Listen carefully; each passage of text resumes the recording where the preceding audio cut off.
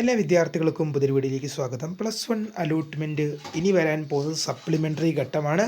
Third allotment ഇന്ന് രാത്രിയോടെ തന്നെ പ്രസിദ്ധീകരിക്കും.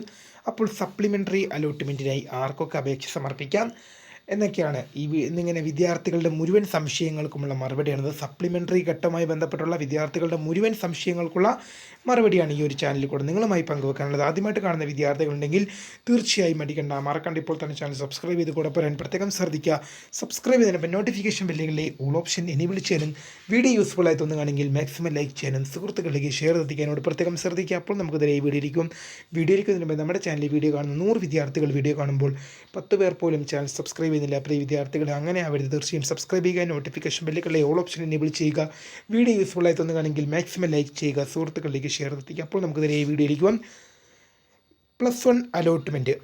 ഈ വർഷത്തെ +1ൻ്റെ തേർഡ് അലോട്ട്മെൻറ്റ് ഇന്ന് രാത്രിയോടെ പ്രസിദ്ധീകരിക്കും. അപ്പോൾ അലോട്ട്മെൻറ്റ് ലഭിക്കുന്ന വിദ്യാർത്ഥികൾ എന്ത് ചെയ്യും? സ്ഥിരപ്രവേശനത്തിന് അർഹരായി മാറും. അതായത് +1ൻ്റെ പെർമനൻ്റ് അഡ്മിഷന് അർഹരായി മാറും. പക്ഷേ തേർഡ് അലോട്ട്മെൻറ്റ് ഇന്ന് രാത്രി വരുമെങ്കിൽ പോലും പല വിദ്യാർത്ഥികൾക്കും അലോട്ട്മെൻറ്റ് കിട്ടാത്തൊരു സാഹചര്യം ഉണ്ടാകും. കാരണം എല്ലാവർക്കും ഒന്നും, നിങ്ങൾക്കറിയാമല്ലോ, അലോട്ട്മെൻറ്റ് പ്രൊസീജിയറാണ്, എല്ലാവർക്കും ഒന്നും കിട്ടാറില്ല. അത് കിട്ടുന്നതൊക്കെ ഭാഗ്യമാണ്. അതുകൊണ്ട് തന്നെ കുറേ വിദ്യാർത്ഥികളൊക്കെ എന്ത് ചെയ്യും? സപ്ലിമെൻ്ററി ഘട്ടത്തിലേക്ക് വരും. അപ്പോൾ അലോട്ട്മെൻറ്റ് കിട്ടിയാൽ അത് ഭാഗ്യമെന്ന് കൂട്ടിയാൽ മതി. കാരണം സെൻട്രലൈസ്ഡ് അലോട്ട്മെൻറ്റ് പ്രോസസ്സാണ്. അലോട്ട്മെൻറ്റിൻ്റെ കാര്യമായതുകൊണ്ട് ഒരിക്കലും നമുക്ക് കിട്ടുമെന്നുള്ള കാര്യം ഒരിക്കലും 100% ഉറപ്പിച്ച് പറയാൻ സാധിക്കില്ല. അതുകൊണ്ട് തന്നെ ഒരുപാട് വിദ്യാർത്ഥികൾ സപ്ലിമെൻ്ററി ഘട്ടത്തിലേക്ക് വരും. സപ്ലിമെൻ്ററി ഘട്ടത്തിലേക്ക് ആർക്കൊക്കെയാണ് അപേക്ഷിക്കാൻ സാധിക്കുന്നത് നോക്കാം. ആദ്യം പറയാൻ പോകുന്നത്, മുക്കിഘട്ട അലോട്ട്മെൻറ്റിൽ അപേക്ഷ നൽകിയിട്ടും അപേക്ഷ നിങ്ങൾ സമർപ്പിച്ചത് മുക്കിഘട്ട അലോട്ട്മെൻറ്റ്, അതായത് ഫസ്റ്റ്, സെക്കൻഡ്, തേർഡാണ് മുക്കിഘട്ടം എന്ന് പറയുന്നത്. അതിൽ നിങ്ങൾ അപേക്ഷ സമർപ്പിച്ചു, പക്ഷേ എന്തില്ല, നിങ്ങൾക്ക് അലോട്ട്മെൻറ്റ് ലഭിച്ചില്ല. 3 അലോട്ട്മെൻറ്റുകൾ വന്നു, പക്ഷേ നിങ്ങൾക്ക് എവിടെയും അലോട്ട്മെൻറ്റ് ലഭിച്ചില്ല എങ്കിൽ നിങ്ങൾക്ക് സപ്ലിമെൻ്ററിക്കായി അപേക്ഷ നൽകാം. ഇതുവരെ നിങ്ങൾക്ക് +1 പ്രവേശനത്തിന് അപേക്ഷ നൽകാൻ സാധിച്ചില്ല. അതായത് എന്താണ്, നിങ്ങൾ ഏതെങ്കിലുമൊക്കെ വിഷയത്തിന് ഫെയിലായത് കാരണം അല്ലെങ്കിൽ മറ്റെന്തെങ്കിലും റീസൺ കാരണമോ നിങ്ങൾ എന്ത് ചെയ്തില്ല, +1 അലോട്ട്മെൻറ്റ് ഇതുവരെ നിങ്ങൾ അപേക്ഷ സമർപ്പിച്ചില്ല എങ്കിലും നിങ്ങൾ വിഷമിക്കേണ്ട ആവശ്യമില്ല. നിങ്ങൾക്കും സപ്ലിമെൻ്ററി അലോട്ട്മെൻറ്റിനായി നിങ്ങൾക്ക് അപേക്ഷ സമർപ്പിക്കാൻ സാധിക്കും. സപ്ലിമെൻ്ററി അലോട്ട്മെൻറ്റിൽ വിദ്യാർത്ഥികൾക്ക് പുതിയ അപേക്ഷകൾ മാത്രമല്ല, നിലവിൽ അലോട്ട്മെൻറ്റ്, മുക്കിഘട്ട അലോട്ട്മെൻറ്റിൽ അപേക്ഷ നൽകിയിട്ടും അലോട്ട്മെൻറ്റ് ലഭിക്കാതിരുന്ന വിദ്യാർത്ഥികൾക്ക് നിങ്ങളുടെ ഓപ്ഷൻസ് എഡിറ്റ് ചെയ്യാനും സാധിക്കും. അതാണ് ഏറ്റവും വലിയ ഇതിൻ്റെ ഗുണം. അതായത് മുക്കിഘട്ട അലോട്ട്മെൻറ്റ് നിങ്ങൾ അപേക്ഷിച്ചു, നിങ്ങൾക്ക് അലോട്ട്മെൻറ്റ് ലഭിച്ചില്ല എങ്കിൽ നിങ്ങൾക്ക് ഓപ്ഷൻ എടുത്തു കളയാൻ സാധിക്കും. അതായത് സപ്ലിമെൻ്ററി അലോട്ട്മെൻറ്റിന് വേണ്ടി അപേക്ഷിക്കാൻ നേരം ഒരു വേക്കൻസി ലിസ്റ്റ് പ്രസിദ്ധീകരിക്കും, ഒരു വേക്കൻസി ലിസ്റ്റ് പബ്ലിഷ് ചെയ്യും. അപ്പോൾ പല വിദ്യാർത്ഥികളും ചിലപ്പോൾ നിങ്ങൾ അപേക്ഷിച്ചിട്ടുള്ള ചില സ്കൂളുകളിലും ചില കോഴ്സുകളിലും എന്ത് ചെയ്തിട്ടുണ്ടാകും, വേക്കൻസി ഫില്ലായിട്ടുണ്ടാകും, അത് വേക്കൻസി ഫുള്ളായിട്ടുണ്ടാകും. അപ്പോൾ നിങ്ങളുടെ ഓപ്ഷനിൽ ആ വേക്കൻസി ഫുള്ളായ സ്കൂള് കോഴ്സ് വന്നിട്ടുണ്ടെങ്കിൽ നിങ്ങൾക്ക് അവിടെ പരിഗണിക്കില്ല, കാരണം അവിടെ ഓൾറെഡി വേക്കൻസി ഫുള്ളാണ്. അപ്പോൾ നിങ്ങൾക്ക് എന്ത് ചെയ്യും, ആ സപ്ലിമെൻ്ററി അലോട്ട്മെൻറ്റിന് വേണ്ടി വേക്കൻസി ഉള്ള സ്കൂൾ, അതായത് ഇന്ന സ്കൂളിൽ ഇന്ന കോഴ്സിന് ഇത്ര വേക്കൻസി എന്ന് പറഞ്ഞ് എന്ത് ചെയ്യും, ഒരു ലിസ്റ്റ്, ഒരു PDF പ്രസിദ്ധീകരിക്കും.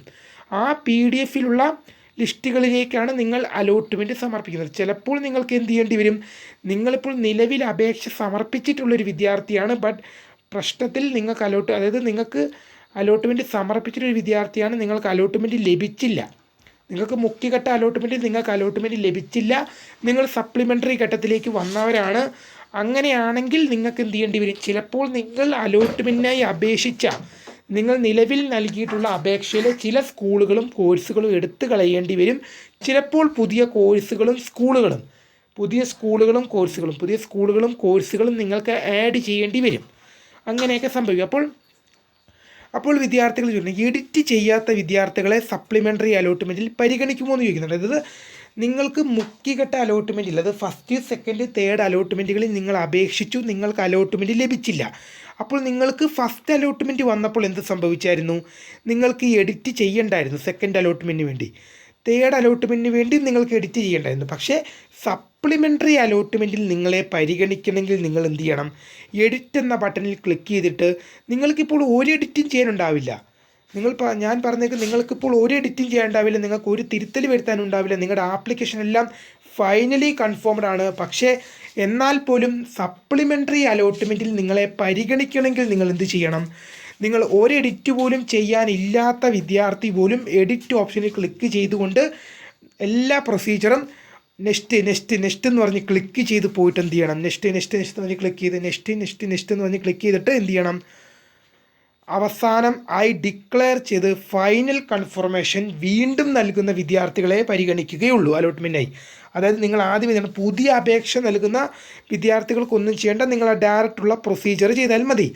പക്ഷേ അലോട്ട്മെൻറ്റിനായി നിങ്ങൾ നേരത്തെ അപേക്ഷ സമർപ്പിച്ചിട്ടും അലോട്ട്മെൻറ്റ് ലഭിക്കാതിരുന്നൊരു വിദ്യാർത്ഥിയാണെങ്കിൽ നിങ്ങൾ എന്ത് ചെയ്യണം?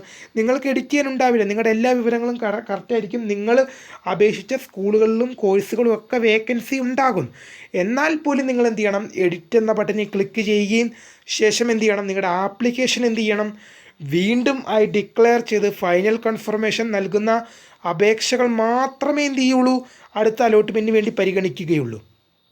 അപ്പോൾ ഒരുപാട് വിദ്യാർത്ഥികൾക്ക് എന്ത് ചെയ്യണം? അലോട്ട്മെൻറ്റ് ഘട്ടത്തിൽ നിന്ന് പുറത്താകുന്നത് ഈ ഒറ്റ കാരണം കൊണ്ടാണ്. എന്താണ്? അപേക്ഷയിൽ ഒരു തെറ്റുമില്ല. നിങ്ങൾ അപേക്ഷ നൽകിയ വിവരങ്ങളെല്ലാം കറക്റ്റാണ്, ഓപ്ഷൻസ് കറക്റ്റാണ്, ഒരു തെറ്റ് കടന്നു കൂടിയിട്ടില്ല. പക്ഷേ ഒറ്റ പ്രശ്നമേ ഉള്ളൂ. എന്താണ്? ഫൈനൽ കൺഫർമേഷൻ നൽകിയില്ല. ഒരുപാട് വിദ്യാർത്ഥികൾ അലോട്ട്മെൻറ്റിൽ നിന്ന് പുറത്താകുന്നുണ്ട് എല്ലാ വർഷവും തന്നെ, കുറേ വിദ്യാർത്ഥികൾ. എന്താണ് കാരണം?